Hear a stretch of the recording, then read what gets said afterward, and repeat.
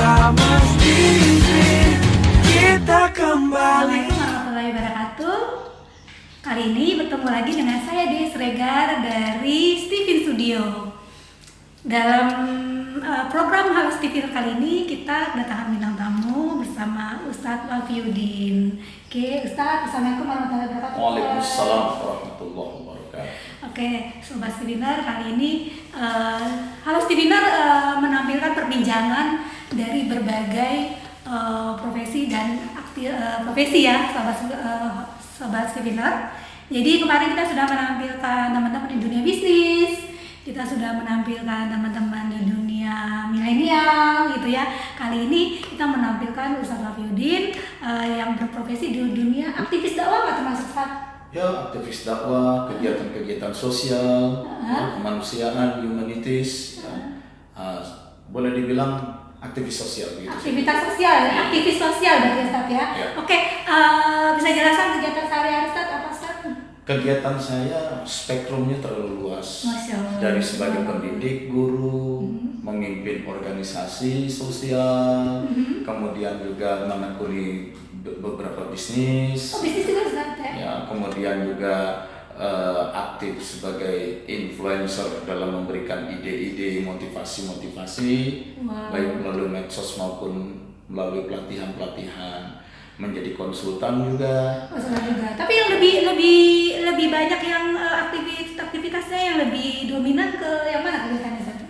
Aktivitas yang paling dominan adalah berpikir. Masya Allah. Oke, tadi saya belum jelasin ya, Sobat Steviner. Ustadz Wafiuddin ini hasil tes Stevennya adalah dengan mesin kecerdasan thinking dan memiliki personality genetic thinking introvert.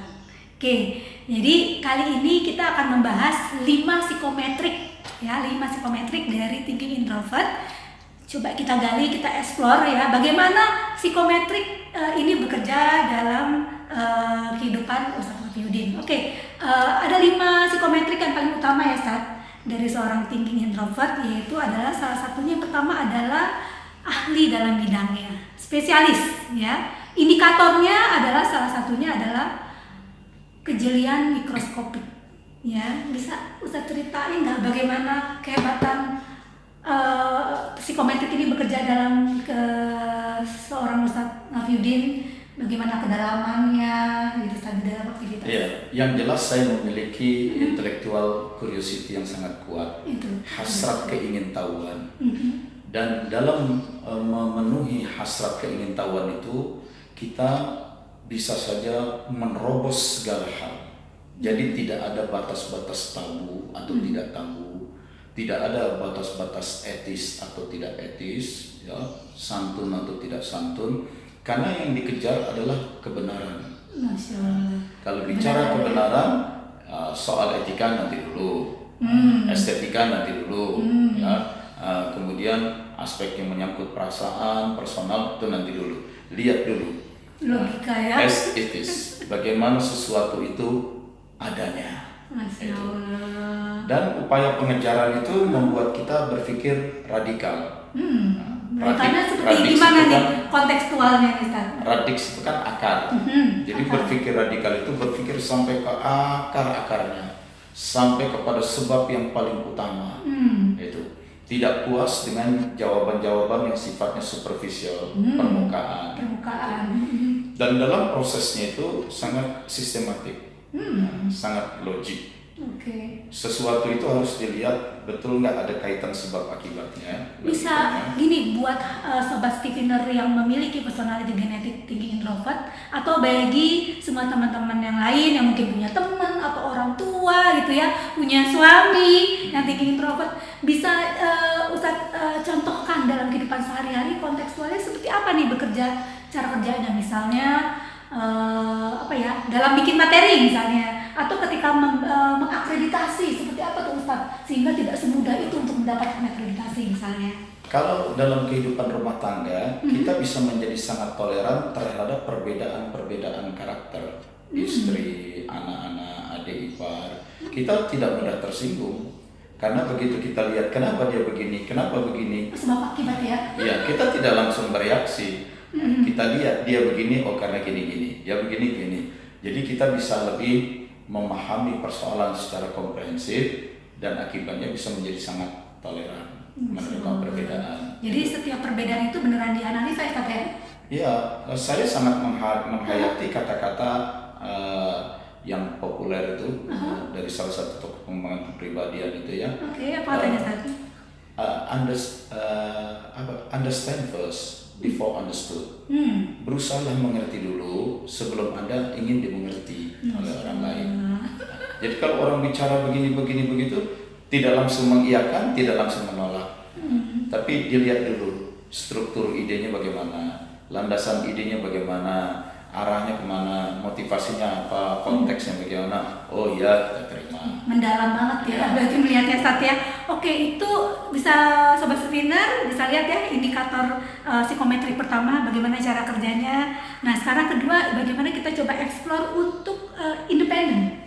Ya independen di sini Ustadz, jadi seorang yang memiliki personality genetic thinking introvert itu biasanya sangat bertumpu pada kemampuan dirinya. Itu gimana Ustaz? Iya, ketika kita sudah melihat dan memahami sesuatu, wajar itu menjadi sebuah keyakinan yang bulat. Dan kita tidak mudah diombang-ambing karena kita tidak percaya dengan yang namanya mitos-mitos.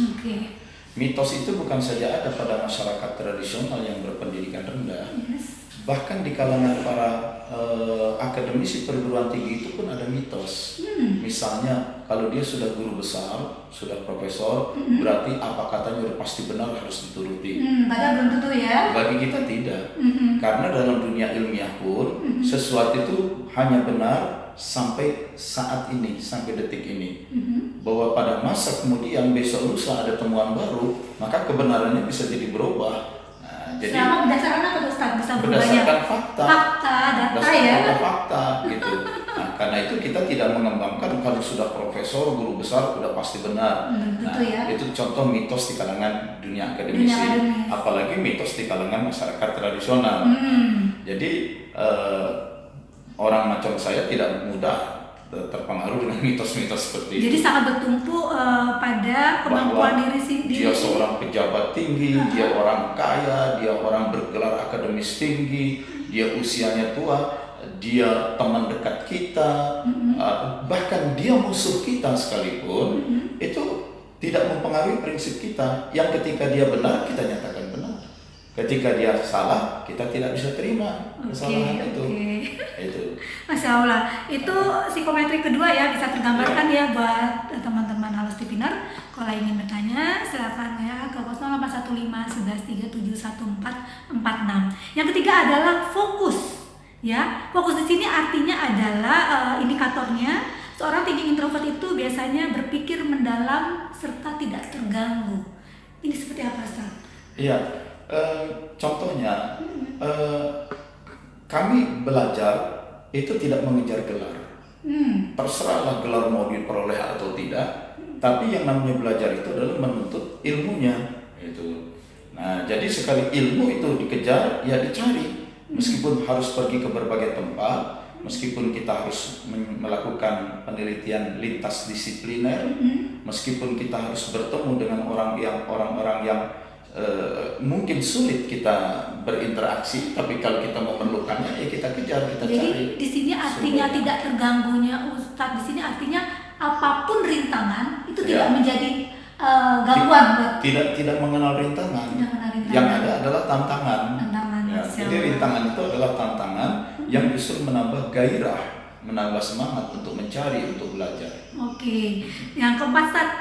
Nah, salah satu psikometrik dari thinking introvert adalah prudent atau penuh kehati-hatian.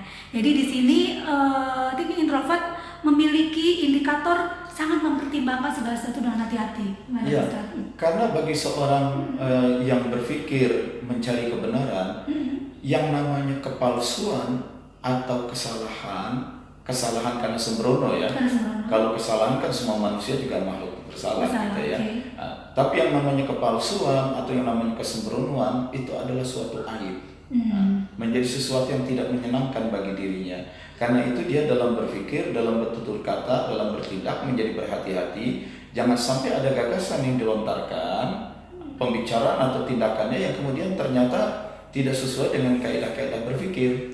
Nah, karena itu menjadi terasa menusuk dirinya sendiri. Gitu. Ustadz bisa menggambarkan bagaimana aplikatifnya dan cara kerjanya misalnya dalam menentukan sekolah anak Ustadz. Itu contohnya hati-hatinya kayak gimana tuh Ustadz memilih mungkin pesantren atau sekolah? Ya, tentu saja kalau dalam pemilihan sekolah anak yang paling kita perhatikan apakah dalam sekolah itu memang terjadi proses pembelajaran yang baik. Tidak peduli apakah sekolah itu punya nama besar atau tidak. Oh, tidak peduli ya Ustaz? Tidak peduli apakah sekolah itu gedungnya fasilitasnya mewah atau tidak. Tidak peduli apakah sekolah itu bergengsi atau tidak, mahal atau murah. Tetapi apakah sekolah itu betul-betul menjamin proses pembelajaran yang baik. Itu Ustaz melakukan dengan sangat hati-hati untuk mendapatkan data tersebut. Sangat berhati-hati kita lihat itu. Apakah ide-ide kreatif itu dihargai di sekolah itu. Jadi nggak sekedar nama besar gitu ya? Karena yang namanya memilih sekolah itu bukan mendidik anak, bukan menyiapkan anak untuk menjadi tukang, menjadi robot. Itu. Anak itu tetap harus menjadi manusia yang memiliki imajinasi, kreativitas, keberanian, kemandirian, dan yang paling penting dari seorang manusia itu punya kemampuan menghasilkan manfaat untuk sebesar-besar makhluk. Itu Ustaz menggambarkan bagaimana memilih sekolah dengan kehati-hatiannya seorang teen introvert. Kalau dalam aktivitas sosialnya tadi ada contoh nggak? Ya, kalau dalam aktivitas sosial otomatis ketika kita memilih sebuah organisasi kita akan lihat organisasi itu yang punya reputasi baik. Reputasi di sini bukan semata-mata reputasi popularitas, tetapi reputasi dalam menegakkan nilai-nilai, prinsip-prinsip yang ada di dalamnya. Itu beneran di dalamin banget ya Ustaz ya. Yang kedua, apakah nilai-nilai yang diperjuangkan oleh organisasi itu nilai-nilai yang universal? Dalam arti nilai-nilai yang memang bisa diterima oleh semua orang. Bukan nilai-nilai yang hanya dianggap benar, dipentingkan oleh sekelompok orang. Apakah kelompok keyakinan, apakah kelompok etnis, kelompok suku, kelompok politik tertentu, tidak. Nah, kita melihatnya itu dari nilai-nilai universal. Oke, dan terakhir Ustaz, psikometrik dari seorang teen introvert adalah mekanistik ya, seperti mesin. Jadi indikatornya adalah seorang teen introvert akan bekerja sesuai SOP atau standard of procedure. Ini seperti apa Ustaz?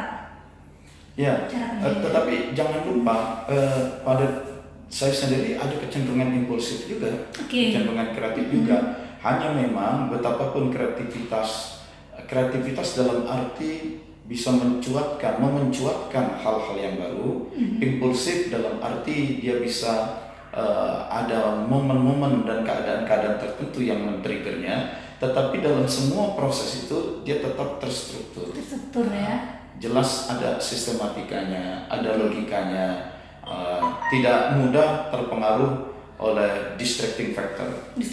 Ada suara musik begini, ada suara motor bising, ada suara terus tidak terpengaruh ya, tidak terganggu ya Ustaz ya. Oke, karena waktunya terbatas, teman-teman Sobat Spinner, terakhir Ustaz buat sobat-sobat Spinner bisa menyampaikan Ustaz landasan buat kami nih biar termotivasi. Oke, jadi bagaimana gini, tentunya sebagai seorang muslim, tentunya agama Islam ada landasan hadis atau dari Quran gitu ya. Seseorang itu penting banget untuk mengembangkan potensi dirinya. Ya, Nabi SAW katakan khairukum anfa'ukum linnas. Sebaik-baik kamu atau manusia yang terbaik adalah manusia yang paling banyak manfaatnya buat manusia. Nah, untuk kita bisa memberikan manfaat, maka kita harus membangun kompetensi kita. Kita harus bisa mengkomunikasikan diri kita, pikiran, perasaan, pengalaman dan kemauan kita kepada orang lain. Kita harus mampu berkolaborasi itu. Nah, sehingga terasalah kehadiran kita itu bermanfaat bagi banyak pihak itu. Namun jangan lupa setiap manusia itu kalau dalam Islam ada yang memiliki yang disebut fitrah. Fitrah itu artinya naturalities ya, atau originalities. Sesuatu yang secara original sudah ada. Nah, hiduplah sesuai dengan fitrah. sesuai dengan origin kita. Jangan kita mencoba hidup menjadi seperti orang lain. Yes. Sehingga yang kata Jalaluddin Rumi, seorang ulama sufi, katakan, setiap manusia diutus ke muka bumi membawa misi sendiri. Dan hanya dia yang bisa menyelesaikan misi itu. Kalaupun dia tidak melakukan, tidak menjalankan misinya, tidak ada orang lain yang bisa menjalankan misi itu. Karena setiap orang lain juga punya misi sendiri. Lalu bagaimana ketika seseorang yang sudah punya misi khas, misi tertentu tidak dia lakukan, apakah akan merusak tatanan alam semesta? Tidak. Karena Allah, Tuhan, tetap mengendalikan dan mengatur alam. Ketika seseorang melaksanakan atau tidak melaksanakan misinya, itu tidak akan menimbulkan kekacauan. Allah mengendalikan. Tetapi ketika dia tidak melakukan misi, dia akan dimintai pertanggungjawaban. Jawabannya ya, Ustaz ya. Ya. Oke, Masya Allah Ustaz Taufiuddin dalam waktu yang singkat tapi sangat berbobot kontennya. Oke. Bobotnya 80 kg. Ya, oke. Sobat Steviner, dari percakapan sekitar 15-20 menit ini saya semakin yakin dan mantap gitu ya buat sobat-sobat Steviner. Temukan potensi diri Anda, berbuat baiklah sesuai keberadaan terbaik Anda yang sudah diberikan oleh Allah terhadap kita. Itu sebagai bentuk rasa syukurnya, maka kita harus menggembleng dengan sebaik-baiknya untuk kebermanfaatan. Oke, Assalamualaikum warahmatullahi wabarakatuh. Waalaikumsalam warahmatullahi wabarakatuh. Hidup mudah hingga nanti.